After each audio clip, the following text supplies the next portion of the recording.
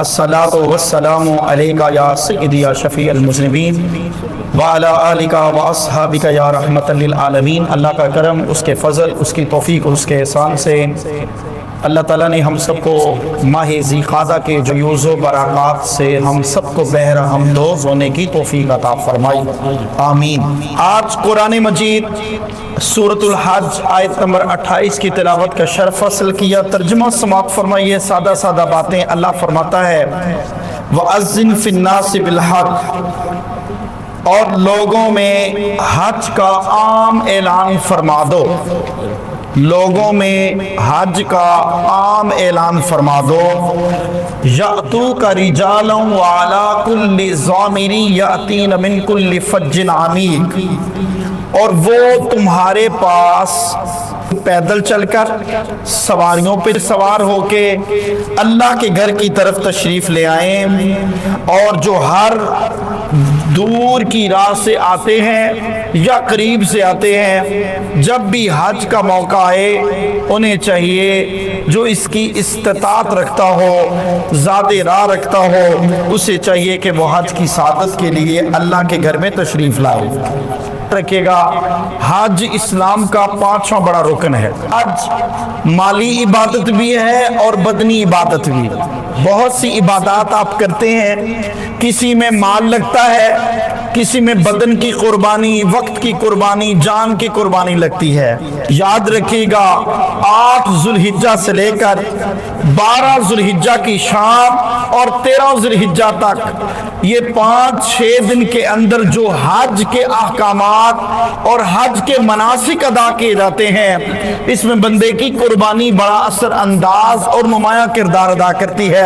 अल्लाह पाक हम सबको अपनी जिंदगी में हज बैतुल्लाह की सादत और तौफीक अता फरमाए। हज इसी तरह एक ऐसी इबादत है से बंदे को अल्लाह का कुर्ब नसीब हो जाता है। और हज क्या है?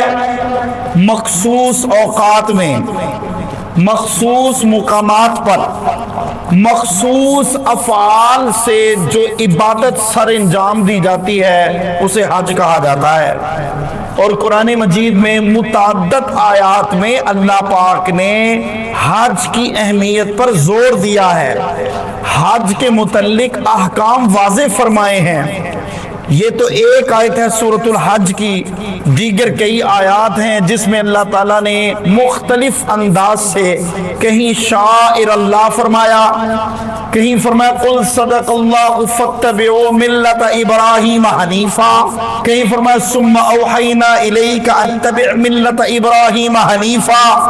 फिर हमने आपकी तरफ वही भेजी कि दीन इब्राहीम की पैरवी कीजिए जो हर बातिल से जुदा है, और बेशक अल्लाह ताला का ये जो बरगुज़ीदा नबी हैं शिरक करने वाले नहीं थे। बड़े बड़े लोग हैं, अल्लाह ने उन्हें बड़े पैसे दिए हैं, बड़ी दौलत दी है, इस्तिताअत के बावजूद वो हज नहीं अदा करते।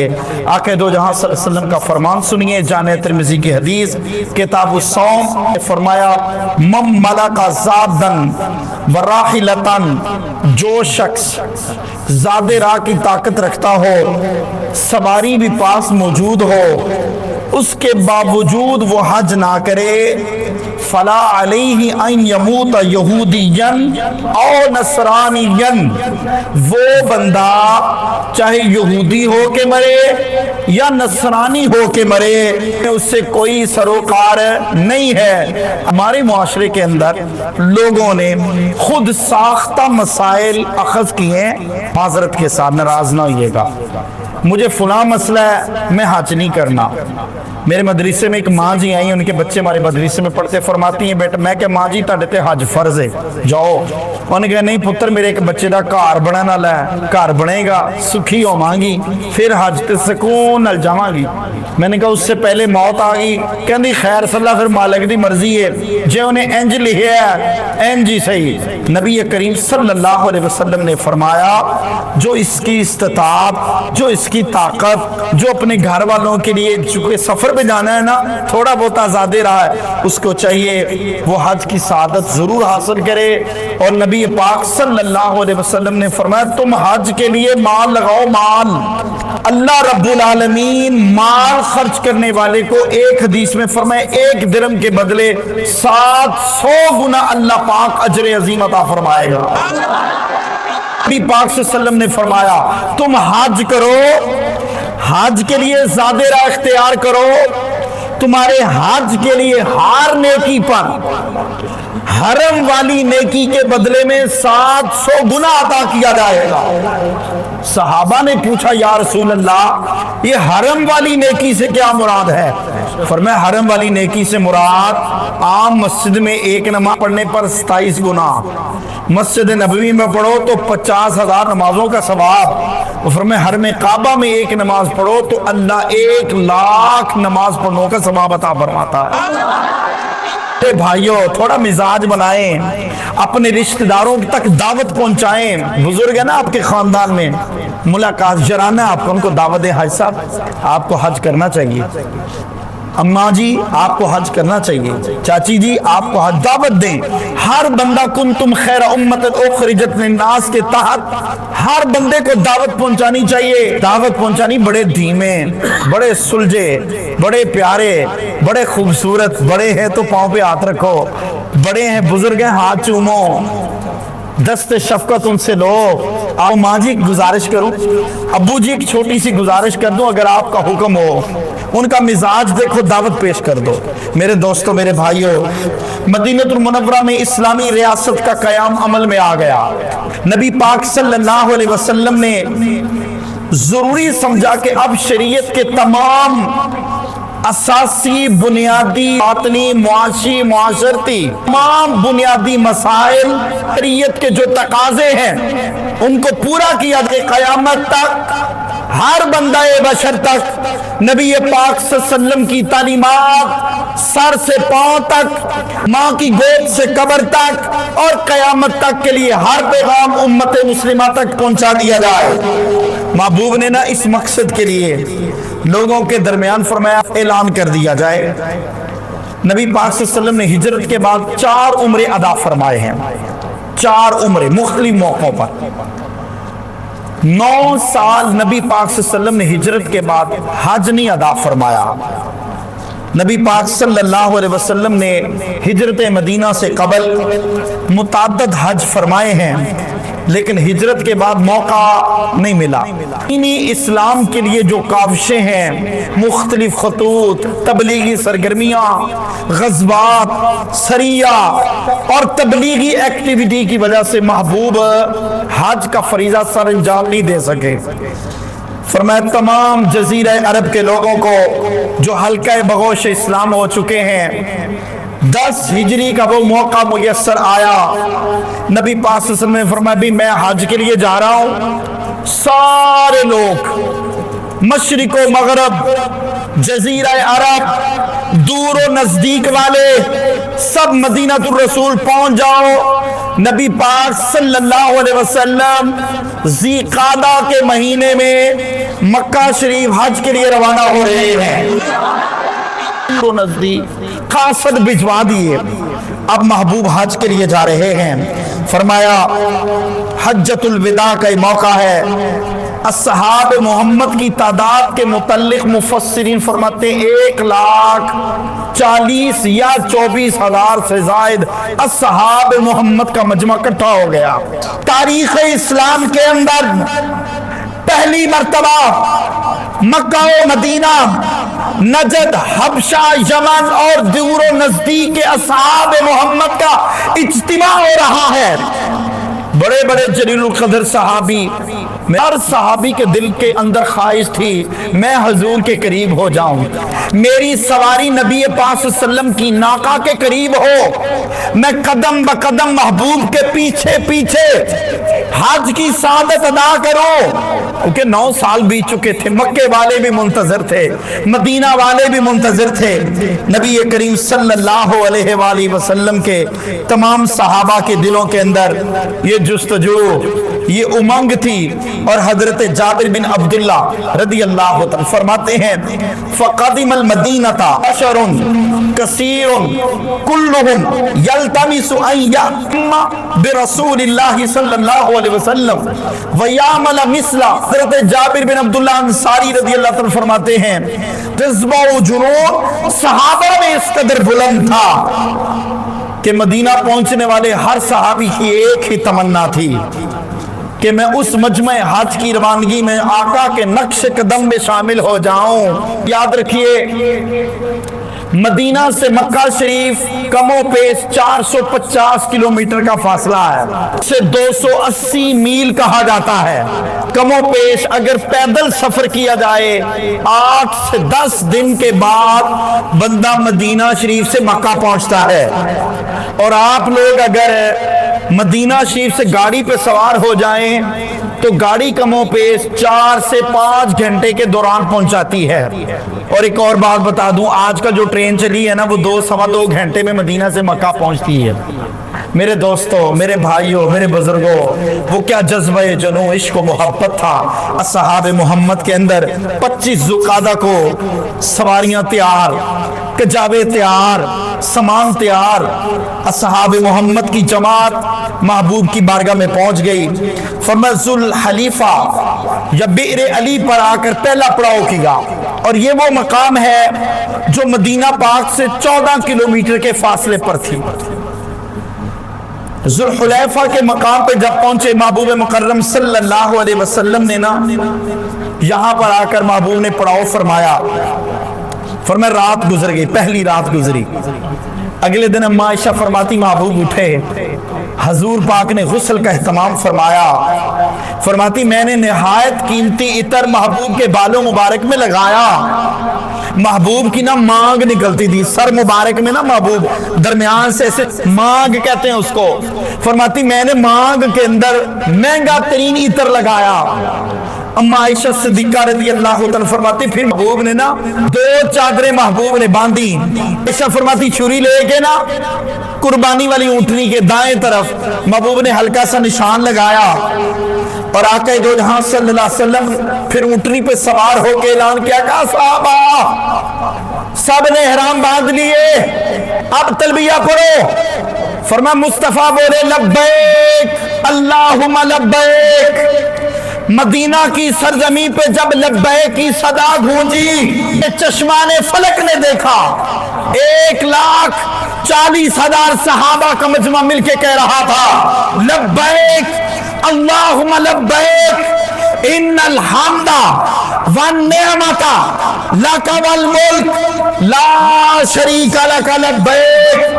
صحابہ کے مجمع کی جب یہ آواز گونجی، نبی پاک صلی اللہ علیہ وسلم نے نا بیدا نامی پہاڑی کے اوپر بلند جگہ پہ تشریف لے گئے۔ امام ابو داؤد نے کتاب المناسک حدیث نمبر 1737 پہ یہ بات لکھی ہے۔ فرماتے حضرت جابر بن عبداللہ فرماتے میں نے سر اٹھایا، کہتے ہیں اللہ کی عزت کی قسم شہر مدینہ کے اندر جہاں تک نگاہ پہنچ رہی تھی ہر طرف صحابہ کا ہجوم امڑتا ہوا دریا کی سمت نظر آ رہا تھا۔ محبوب بلند چوٹی پہ کھڑے ہو کے پاک صلی اللہ علیہ وسلم نے اگلے پڑاؤ کا اعلان فرمایا۔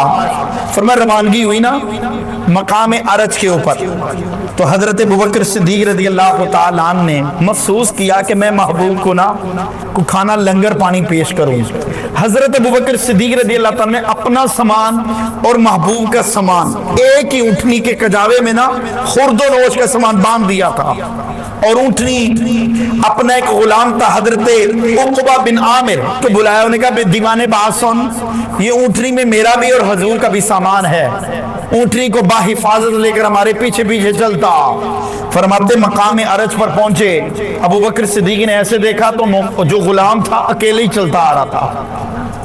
آپ بڑے حیران ہوئے، حیرانگی کی نظر سے غلام کو بلا کر بات سن، اونٹنی کدھر ہے؟ اس نے کہا جی کل شام سے اونٹنی گم ہو گئی۔ ادھر توجہ رکھنا ذرا، حضرت ابوبکر صدیق رضی اللہ عنہ پہلا مسلمان، پہلا صحابی، نبی نے جسے ہر قدم پر دعا دی، وہ افضل البشر بعد الانبیاء ہے، وہ جانے صداقت، وہ جانے وفا ہے، فرشتے اسی کی اداؤں پہ عاشق، اسی کی نمازوں دعاؤں پہ عاشق، وہ نبیوں سے کم ہے مگر اماموں میں اعلیٰ، محمد سے ہر دم وفا کرنے والا۔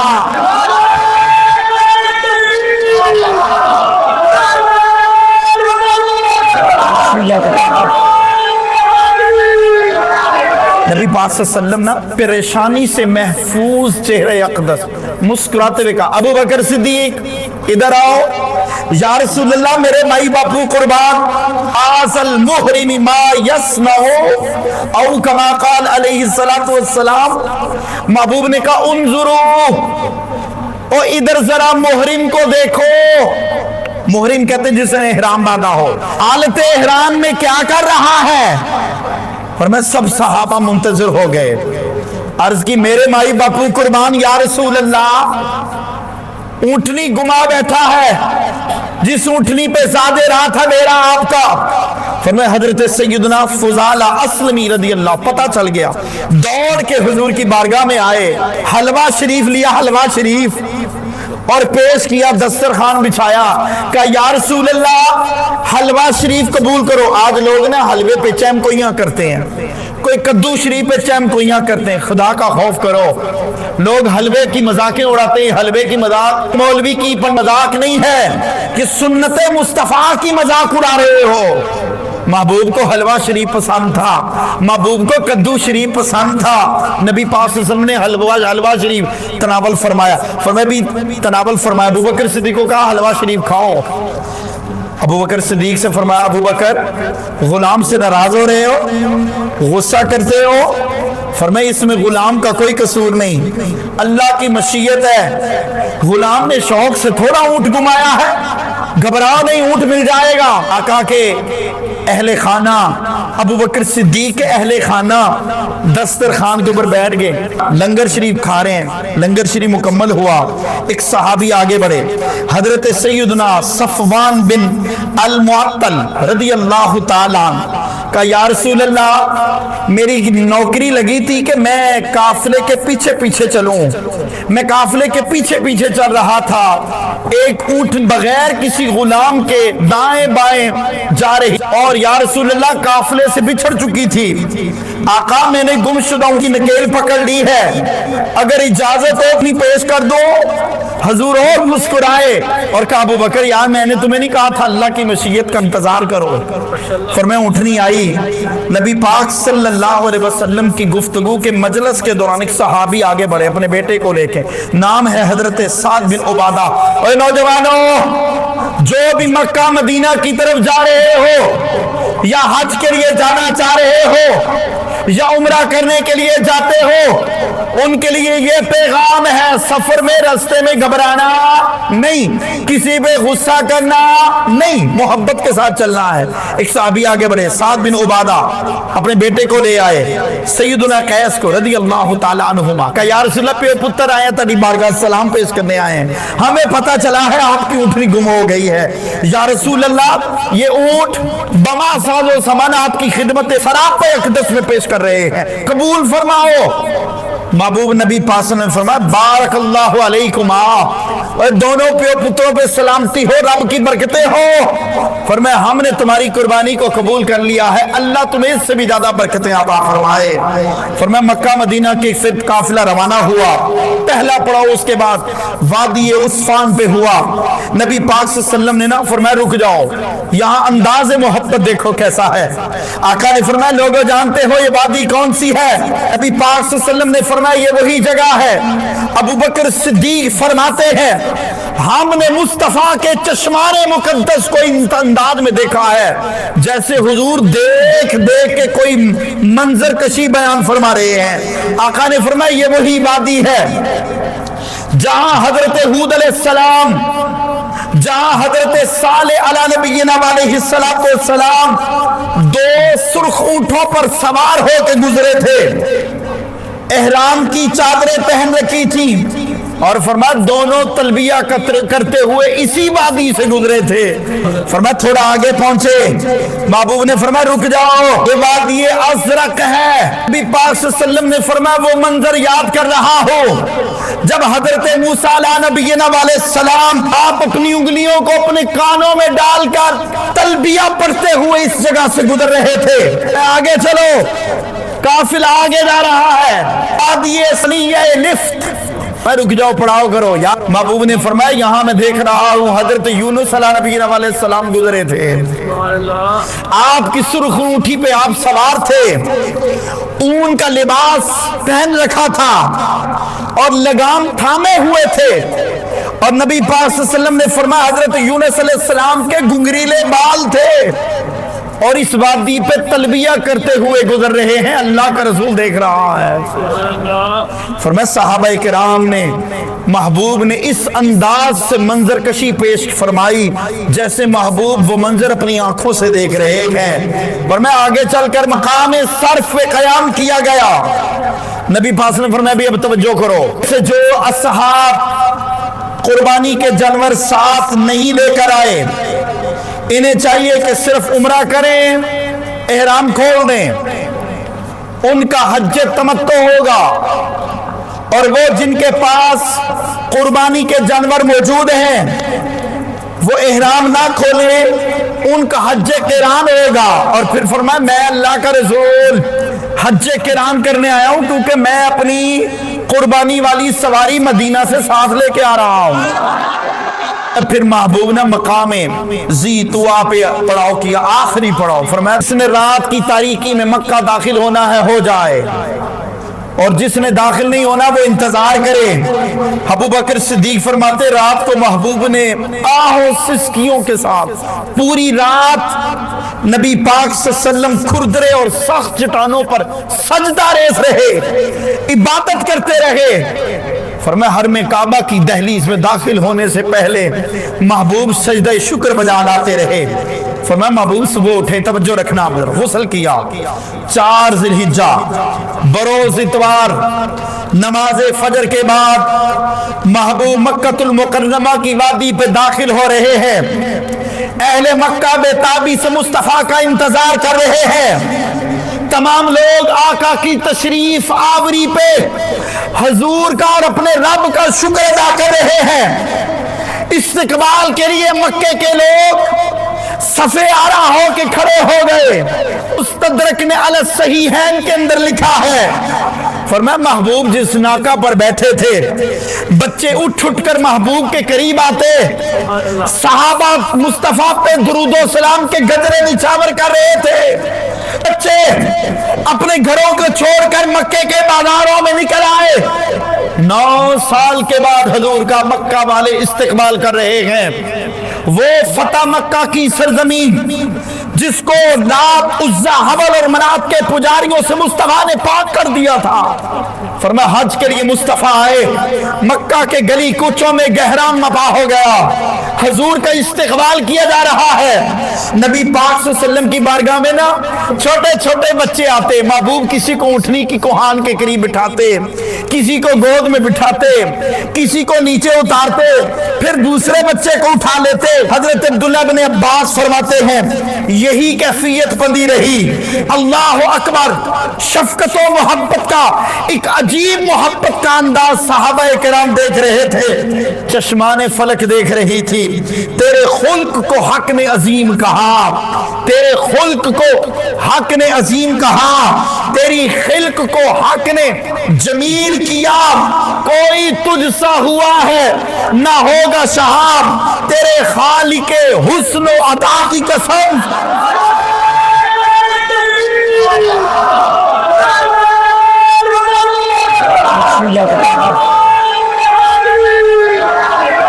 फरमाया बाब बनी शैबा की जानब हुजूर काबे में दाखिल हो रहे हैं, सरे अनवर झुका है और पहली नजर डाली तो दुआ के की तरफ तवज्जो रखना। पहली दुआ, अल्लाहुम्मा ज़िद हादल बैत तशरीफन व ताज़ीमन व तकरीमन व महाबतन वज़िद मन शर्रफ़हु व कर्रमहु मिम्मन हज्जहु व अतमरहु तशरीफन तकरीमन व ताज़ीमन व बिर्रन औ कमा क़ाल अलैहि सलातु वस्सलाम।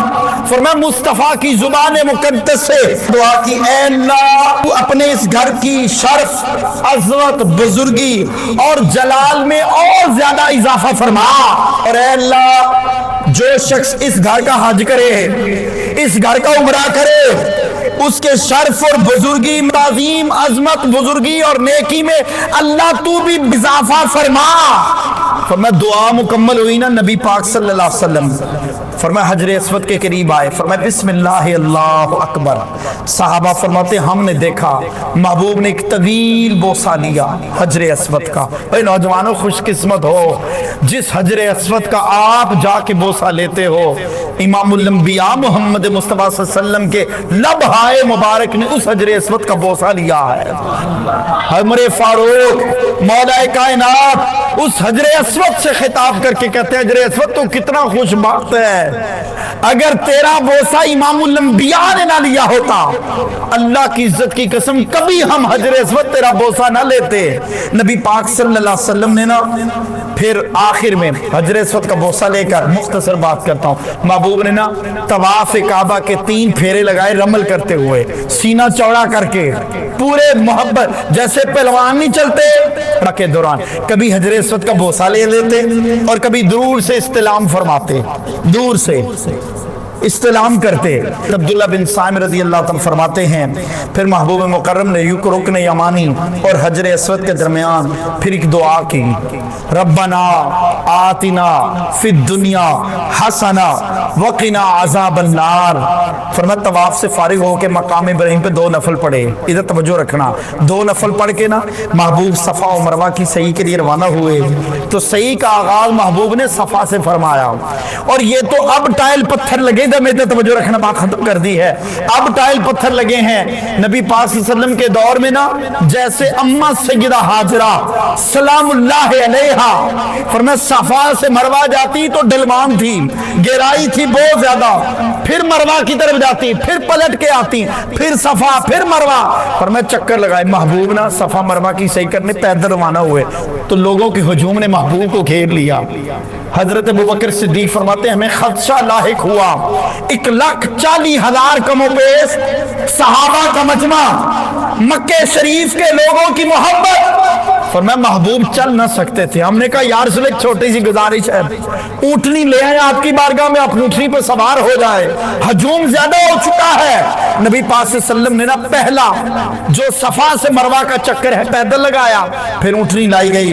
नबी पाक सल्लल्लाहु अलैहि वसल्लम सहाबा के जोश ने ईमानी पर महबूब मुस्कुराते रहे। हज हमें मुसावात का दर्स देता है, हमें चाहिए हम थोड़ी सी बराबरी, मोहब्बत, प्यार, गरीबों की दादरसी और जो लावारिस यतीम और गरीब लोग हैं उनकी दादरसी करते रहें। अल्लाह मुझे मुफ्ती गुलाम हैदर साकी साहब के नए बयानात सुनने और देखने के हमारे यूट्यूब चैनल को सब्सक्राइब करें। शुक्रिया।